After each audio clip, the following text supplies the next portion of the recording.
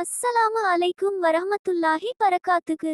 நபி இத்ரீஸ் அலைஹிவஸ்ஸலாம் அவர்களின் வரலாறு பற்றி பார்க்கப் போகிறோம். திருக்குரானில் கூறப்பட்டுள்ள 25 நபிமார்களில் நபி இத்ரீஸ் அலைஹிவஸ்ஸலாம் அவர்களும் ஒருவர் ஆவார். இத்ரீஸ் நபி அலைஹிஸ்ஸலாம் அவர்கள் ஆடம் நபியின் சந்ததியிலே பிறந்தவர். ஷீத் அலைஹிவஸ்ஸலாம் அவர்களுக்கு பிறகு இறைத்தூதராக அனுப்பப்பட்டவங்க. ஆதம் அலைஹிவஸ்ஸலாம் மற்றும் ஷீத் அலைஹிவஸ்ஸலாம் இவர்களின் மறைவிற்கு பிறகு மக்கள் அனைவரும் அல்லாவின் கட்டளையை மறந்து பாவங்களில் ஈடுபட்டனர். இதனால் அல்லாஹ் இத்ரீஸ் நபியை அந்த மக்களை நேர்வழிப்படுத்துவதற்காக இறைத்தூதராக அனுப்பினான். அவர்கள் வாய்மூடி எதையோ சிந்தித்த வண்ணம் இருப்பார்கள். பேசினால் மெதுவாக பேசுவார்கள்.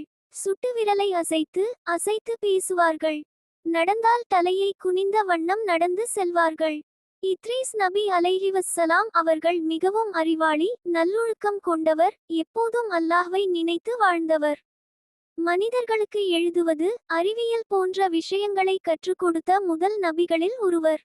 தையல் செய்து உடை அணிந்த முதல் மனிதர் என்றும் கூறப்படுகிறது. அல்லாஹ் அவர்களை நபியாக தேர்ந்தெடுத்து மக்களுக்கு நல்ல வழியை காட்ட அனுப்பினார். அந்த காலத்தில் சிலர் சிலைகள், மனிதர்கள், மற்ற பொருள்களை வணங்கினாங்க. உங்களை படைத்த ஒரே இறைவன் அல்லாஹ், அவனையே வணங்க வேண்டும் என்று கூறினார். சிலர் இத்ரீஸ் நபியின் போதனையை ஏற்றனர், சிலர் மறுத்தனர். மக்களிடம் தொழுகையை கற்றுக் கொடுக்கிறாங்க, குறிப்பிட்ட நாட்களுக்கு நோன்பு வைக்க வலியுறுத்துறாங்க. மேலும் வருமானம் மற்றும் செல்வத்தில் இருந்து ஒரு பங்கினை மிச்சப்படுத்தி ஏழைகளுக்கு தர்மம் கொடுக்கணும் என்றும் மக்களிடம் போதிக்கிறாங்க.